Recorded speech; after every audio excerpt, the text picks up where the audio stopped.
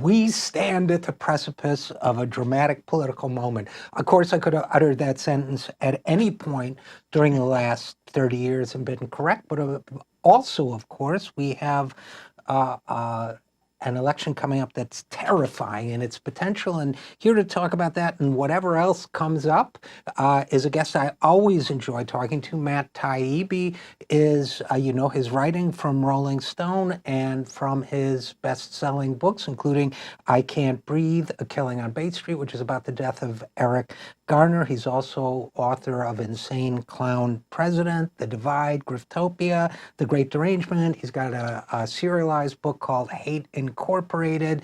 And he is also the co-host of a new podcast for Rolling Stone.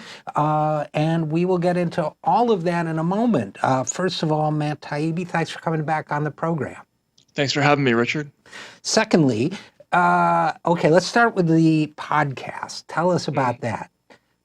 Yeah, I'm co-hosting a new podcast called Useful Idiots with Katie Halper. Katie's somebody I met last year. We were on a show together, and we sort of had the same sense of humor. So we thought at various times over the last year or so that it would be fun to do a podcast that focused a lot on the presidential election for the next couple of years. So we have a show that's coming out once a week that is going to focus a lot on the sort of travails of the campaign process. Our first guest was Tulsi Gabbard, and we're probably going to have a lot of people from the campaign coming on through next November. Well, should be fun listening. I look forward to listening to it. And by the way, the title, not to get like overly nerdy, but other than being funny, I used to be curious. I used to hear that Lenin, V.I. Lenin, not John, said that called certain fellow travelers to communism useful idiots, but I was never able to verify whether that was a real quote or not. Do you know? I think it's actually a misnomer. I think that's an urban legend that the quote is attributed to Lenin. It certainly came into use in the McCarthy era, and at some point, it became a fixation of the media, or it became something that people would say in news reports. But I was never able to find that either. The connotation that it does have, though, is that people who were politically on the wrong side during the McCarthy era were, just by virtue of being, for instance, lefty politicians, that they were somehow useful idiots to the Soviet regime.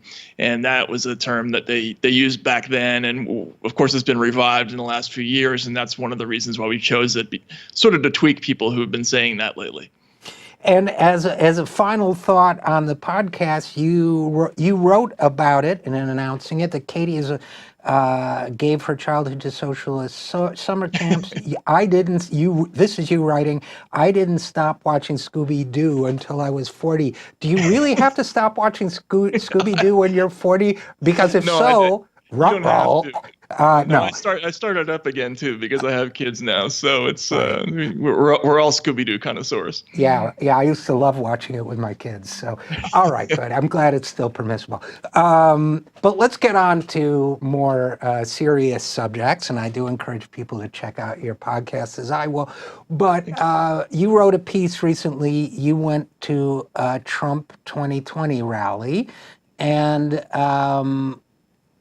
let's see, Be Very Afraid is the headline it was given, with the subheading, the way things are going, we may be dumb enough to do it twice, meaning elect Trump. Now, I remember covering Trump in 2016 a little bit. I mean, you traveled with him. I did not do that, but saying I was pretty afraid then, and that those fears turned out real. And am I wrong to think that I still talk to a lot of Democrats, including people who've done, political science research and so on, who say that no, Trump's numbers are very weak. It's very unlikely he can repeat his upset victory of 2016. And I'd feel more reassured about that if so many of the same people hadn't told me that it was impossible that he could get elected in the first place. So question number one, how scared do you think we should be? mean, I think people should be concerned because just exactly as you say, the same basic analytical error that we saw in 2016, one that I incidentally made myself, is happening again. So when I first covered Donald Trump, if you go back and look, the first stories I wrote about him, my initial reaction to him was, wow. If you watch the reaction to him on the campaign trail, if you ignored the polls and just watched the way that people responded to him, you would say this is a person who is a very serious threat to win the presidency. And in fact, that's what my first story about him said, that he was a very serious threat. And I very early on pegged him to win the nomination. And then because he was attracting such enormous crowds and he was scoring in a lot of different ways with a lot of different types of people, which was really unusual, I thought. But then once he became the nominee, I fell into the same trap that a lot of reporters did. I let a pollster talk me out of the proposition that Trump could win. They sat me down. It was at the Republican National Convention. I ran into a Democratic pollster who sat me down and said, the favorability numbers just don't work. There aren't enough uneducated white males to deliver the election for Trump, because if you look at his favorability numbers, they just never creep high enough to win a majority of registered voters. But there was a huge flaw in that analysis, which was that Trump ended up doing extraordinarily well with voters who considered both choices unfavorable. So roughly 1 in 5 registered voters in November of 2016 disapproved of both Clinton and Trump won those voters by nearly a 2-to-1 margin. So people who disapproved of Donald Trump were one of his biggest constituencies. And so that's kind of the problem going into this campaign, that I see people making the same mistake. They say the numbers just don't add up. They're not there for him. Whereas if you just go by what you see on the campaign trail, and the rallies that I've seen recently say, if anything, he's doing better than he was doing at this stage of the race last time. He generates an enormous amount of enthusiasm, and you can't underestimate that. First of all, it's interesting to me personally, Matt, because I can still pinpoint the moment that I was persuaded that Trump can't win too, and it was waiting in what was in effect the green room at Sirius XM here in DC, where I also was sitting with a Democratic pollster and strategist who also convinced me using a very similar argument. No, because I kept saying, there's energy here that's disturbing to me, that's frightening, that I think taps in. No, here's why I can't. And so I can pin, and I would never embarrass him by mentioning his name, but so I can also pinpoint the moment. And as I think about that analysis you just gave, which is really smart to me, then obviously where it goes to, and this is something you and I will both be talking about a lot in the months to come as well, then it raises the question, which Democratic nominee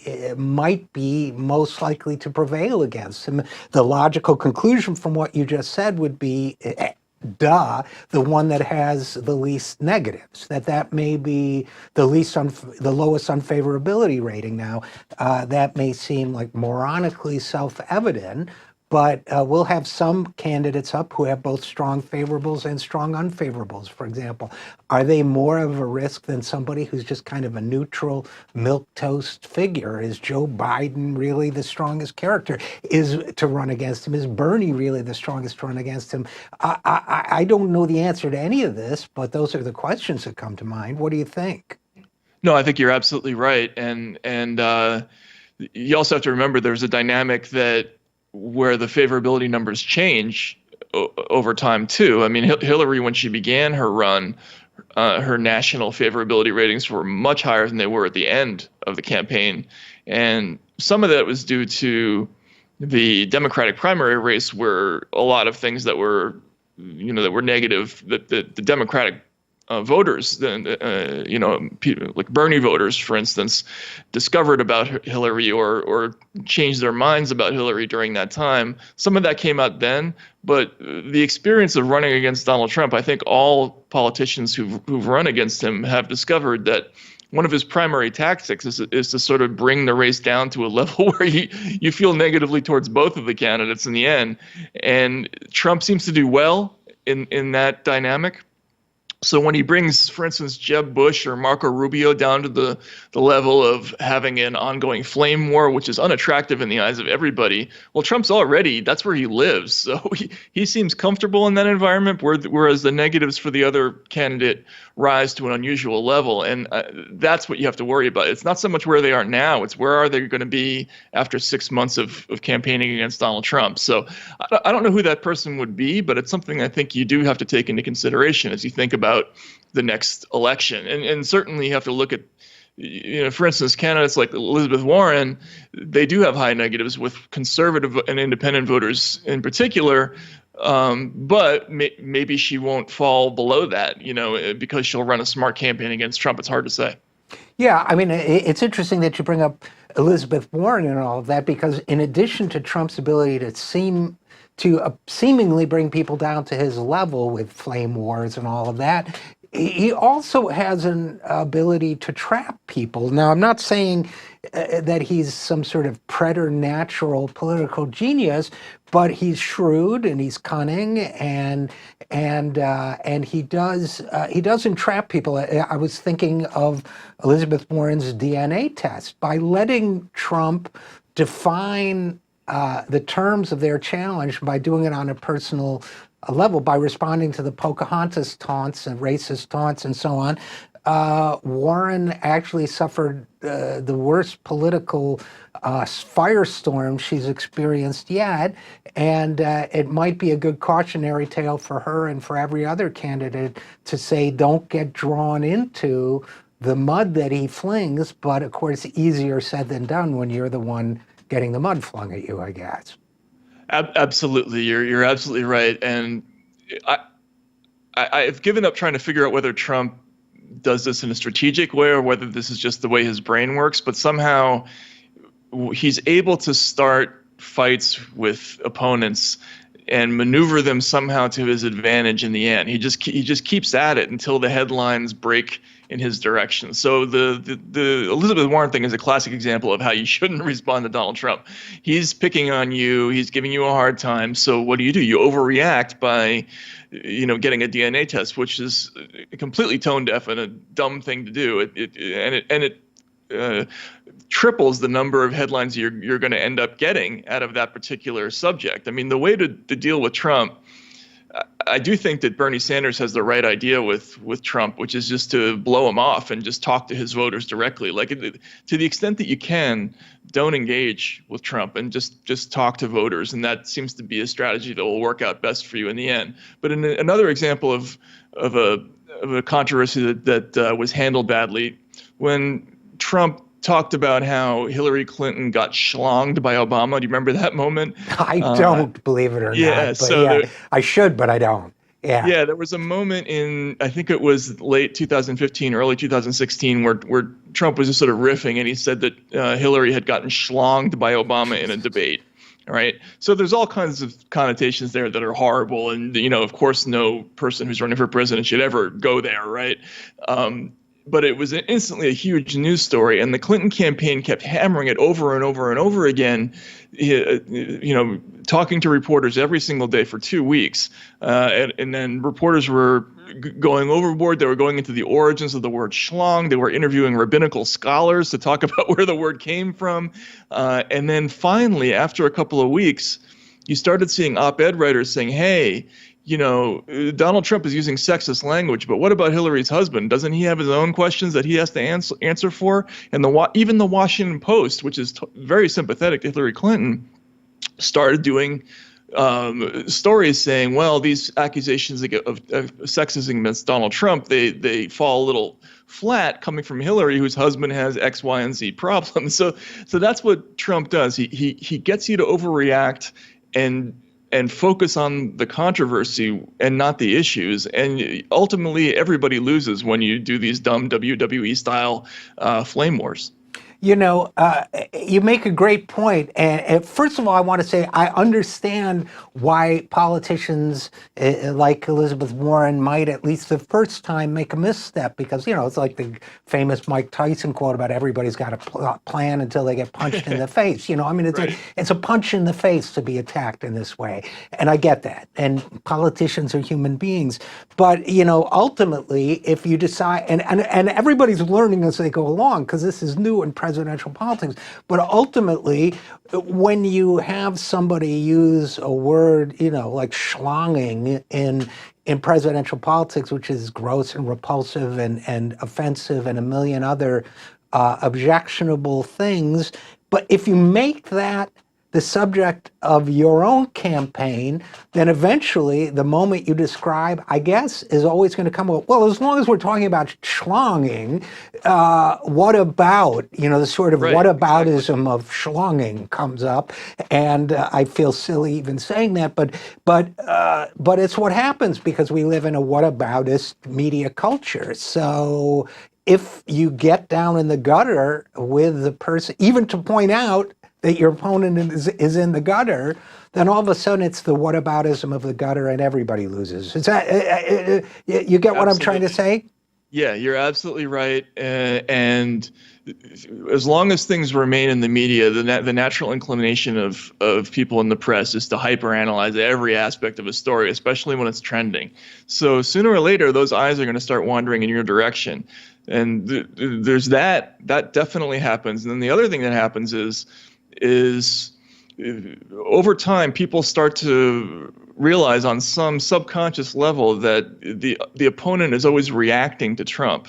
That Trump is somehow the gravitational center of everything. And this, I think, was very dramatic, very dramatic feature of the Republican primary race in 2016.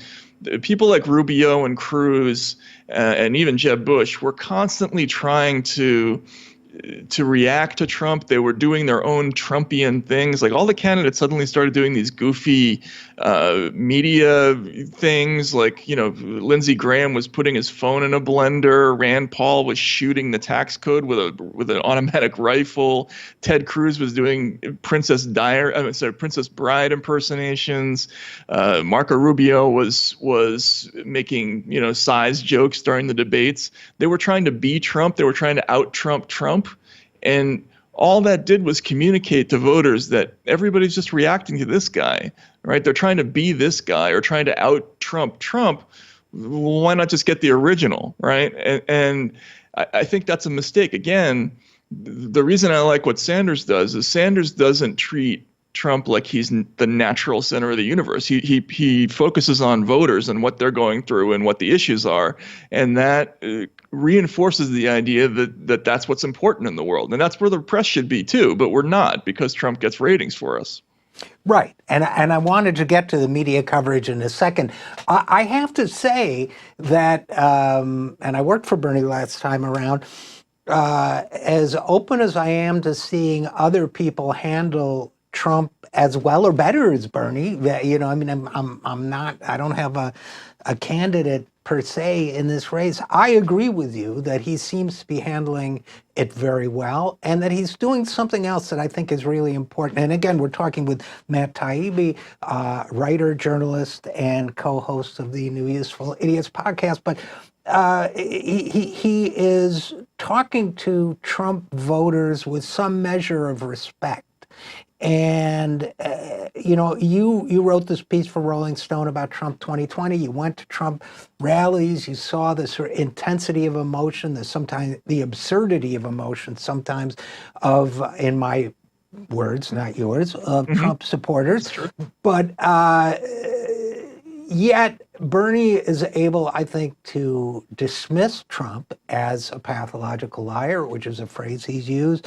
He's able to, I think, very effectively condemn racism and racist appeals by Trump and other Republicans. And yet, my sense is, Bernie did a town hall with Michigan voters that had moved from Obama to Trump in 2016. I thought he handled that really well.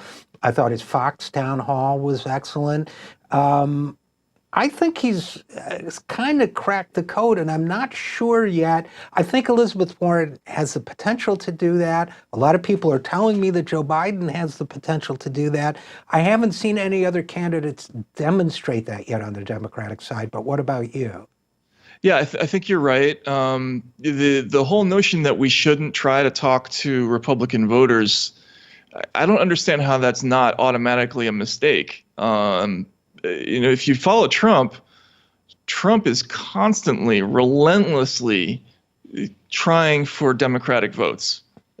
He never stops trying to convert people to vote for him. And even though he says things that are incredibly offensive and off-putting, he's always courting every conceivable vote that he can possibly get, and he'll use any line of argument that he can to do so, whether honest or dishonest. When it comes to Bernie's voters, throughout the 2016, 2015 period, he was constantly praising Sanders. This was during the Republican primary, remember. He wasn't even talking to Democratic voters at that point, but he would say things like Sanders has the right idea about things. He understands trade, the trade issue. He just doesn't know what the solutions are. So he's always buttering people up and saying, I understand you. I can sympathize with your point of view. Even whether it's effective or not, it's constantly putting pressure on the politicians on the other side to somehow maintain their status and to maintain their grip on their own voters. If you don't do that to Trump, you're conceding this massive pool of voters up front. It's like, you want to spot the guy, 60 million votes. I mean, where's the value add in that? And so when Sanders goes on Fox News and Sanders doesn't spend half his time on the stump denouncing the Trump voter, it's not because he's saying he likes those people or that's where he is politically. He's basically saying, I want to be president of everybody, and everybody is everybody, and here's why my policies should work for people across the political spectrum, not just for Democrats. And I think that has to be the way to go. I don't understand the idea that you shouldn't go after those voters. I think it's a huge unforced error. I mean, remember, I'm sorry to go on about this, but you remember, in August of 2016 or September 2016, when Hillary said that thing about the basket of deplorables. Instantly people said that was a huge unforced error, and she was only talking about a third of Trump voters. Right. Within a couple of months, it was conventional wisdom that all of his voters were deplorables and that you shouldn't bother talking to them. And so that just reduces the margin of error for Democrats to almost nil. I just don't understand the idea there. Well, and I think there's a related issue, which is if we agree, as you and I clearly do, that Democrats should be talking to Trump voters, Republican voters, the ones that are persuadable, then that gets to the question of talking to them how? Because within the Democratic Party, and this may get to the piece you wrote about John Hickenlooper too, but within the Democratic Party, there's an enormous divide. In fact, I wouldn't even say there's a divide within the party establishment. There's consensus that the way to talk to Republican voters is by offering as watered down versions of Democratic policy as possible. And on foreign policy, to be as warlike as possible, on economic policy, to be as conventional and centrist as possible. And you will convince the Republicans that you are a reasonable person who won't do anything very scary. Now, the Bernie strategy, which I embrace, is one of saying, no, Trump has entirely taken over the Democratic Party with a populist appeal, and therefore Bernie is just Bernie, so it's also just because that's who he is. But the way to talk to these voters is by being authentic, by being real, by not taking the establishment position, by making it clear to people that you put their interests first, and but there are a lot of people who think, no. We want to appeal to that 1% of the voters who sometimes vote Republican and sometimes vote Democratic instead of all the other voters who either stay home or voted for Trump because they were kind of sick of the status quo and they were pretty sure he represented a break from the status quo. Yeah, again, you're exactly right. I mean, I think the Democratic Party establishment, I think they're trapped in maybe it's a 1996 paradigm or 2004, when the conventional wisdom was the way to win an election was to have a candidate who had some kind of crossover appeal. If you remember John Kerry in the video for his convention, one of the first images they showed was with him with his arm around John McCain, right? So they're trying to project this idea that the Democrats are strong on defense, that they can cross the aisle, that they're, as you say, economic centrists. But that's not where the electorate is right now. I mean, Trump himself clued into this in 2015 and 2016. His pitch to disaffected Republican voters, not all voters, but Republican voters, was NAFTA doesn't work, right? He went after them on trade. He heavily criticized our Mideast engagements, despite the fact that he was constantly talking about how he's so great at war. He picked up pretty early on the fact that veterans in the audience, there was an exhaustion with our military conflicts that he was able to score points with. The problems with healthcare. If you go into Trump was promising universal health coverage, that he was going to deliver that to everybody. Now, he hasn't done it, but that was one of his campaign promises. So the Sanders approach is the voters are in this place where they're, very, very stressed for a variety of reasons. They are being asked to assume all these burdens economically, militarily, and they're frustrated, and that's why they're making some questionable decisions. Whereas the Democrats believe that we're still in this sort of media-guided presidential election paradigm where you can kind of fool people into voting for you by projecting an image of republicanism. That's just not where people are right now. They're looking for concrete help in certain areas, and they're angry about specific policies like NAFTA is one. And so I think you're right. I think the Democratic establishment has a misread about how to get those votes. And there's another aspect of this too, Matt Taibbi, that I was interested in from your coverage of Trump's rally, which is as much as I kind of dislike the idea that people want to idealize and make a hero out of political figures, because I think political celebrities will always let you down, and I'm a movement guy, blah blah blah. I was fascinated. You have a paragraph where you talk about 45, meaning, 45th president merch. Trump is the most t-shirtable president in history, and it's not even close.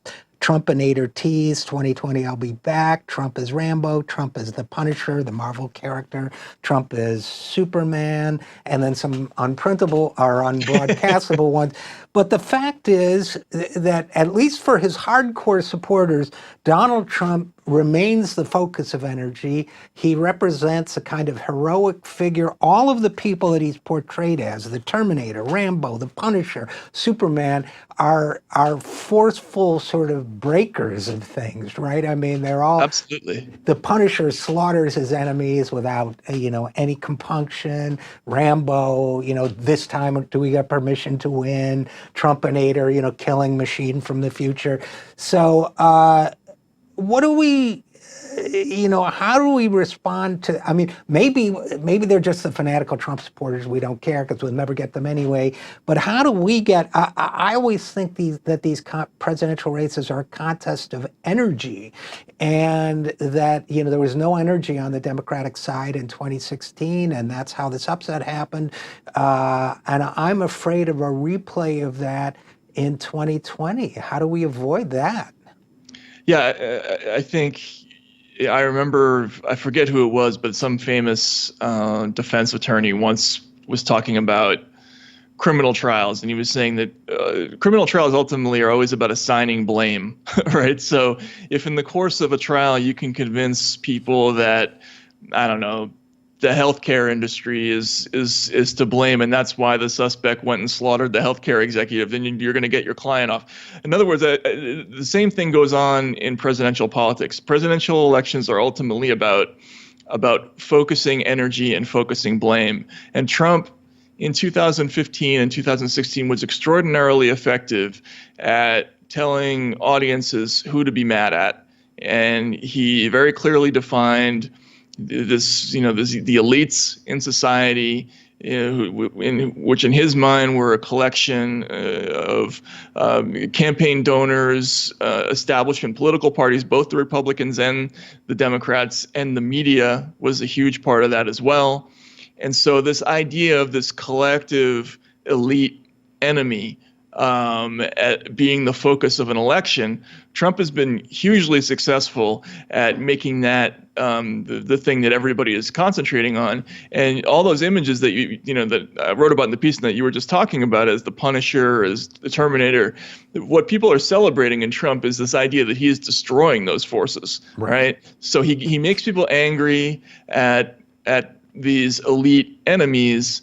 And some of them have, pretty obvious, unlikable figures at the forefront of them. I mean, it's very hard not to dislike people like Chris Cuomo once you've listened to Donald Trump talk about him long enough. And so this idea that Trump is the savior who is going to come down from the Olympus and wipe out this class of people, that's a very effective message. The Democrats don't have anything like that. I mean, they've made an enemy out of Donald Trump, but I think for a lot of voters, it's not as believable. The enemies that Trump is talking about have been in power collectively for decades. They're familiar, loci of resentment, whereas Trump is a relatively new figure. And I just think that his ability to whip up anger and frustration and direct it in the right place. The Democrats don't have that same kind of ability. Now, again, Sanders, and to a lesser extent, I think Warren, they're taking a similar strategy, and they're focusing on corporate power, which I think is appropriate. But the Democratic Party establishment has not necessarily embraced that strategy yet. And my fear is that what it will do instead is, Thomas Frank has written about this, other people have written about this. Trump is playing on longstanding resentments against not only the elites that are in power, but against the accountant that charges you too much for his hourly rates, or the lawyer that took you to the cleaners over your last divorce, or whatever it might be, but against elites in the broader sense, not just political elites, but the well-to-do professionals of society. And if the Democrats come back with a campaign and with a public face that basically says, we know how to run the country better than you do, and the only bad guy they can come up with Donald Trump, I'm afraid that will feel to people like, well, that's infighting among the powerful. It's like, oh, they don't like this one powerful guy because he took some of their power away. What do I care? As opposed to the people I've been resenting for 30 years, now you're talking. Yeah, you completely put your finger on it. I think Trump has been really effective at personalizing this for people. And you're right. He doesn't tell people, you should be focusing on some unknown politician who you've never encountered in your life. He makes it accessible for people. So it's exactly as you say. It's most ordinary people, working class people, and they've never met a governor of New York or, a CEO of a major corporation. They have, however, met corporate middle managers who've, screwed them and not paid their bills on time, or made them take a pay cut, or, made them, given them jobs that have no benefits, or you're right, or it's some other professional class type like a lawyer or a bank executive who denies you a loan, something like that. And so there's a heavy class warfare element there. And, Thomas Frank, you're right, has talked about this a lot. The Democrats are completely tone deaf when it comes to this. Like the whole punditocracy right now, it's all professional class people. There's no working class voices in media right now. They're all people like, Max Boot of the Washington Post, who is capable of writing something like, what's wrong with being elitist? If you went to a hospital, wouldn't you want the elite surgeon, right? So they don't understand that being the representative of the professional class is not necessarily a good thing for, a statistically significant portion of the electorate. And you're right, that's a huge problem. I mean, like Trump is able to articulate that in a way that Democrats have not been able to yet. And unfortunately, we're going to have to leave it there. But let's hope that this dynamic we've been describing changes in the next few months. At least that's my personal wish. And Matt Taibbi, author, journalist for Rolling Stone, and co-host of the new podcast Useful Idiots. As always, great to talk to you. And as always, thanks for coming on the program. Thanks a lot, Richard. Till next time.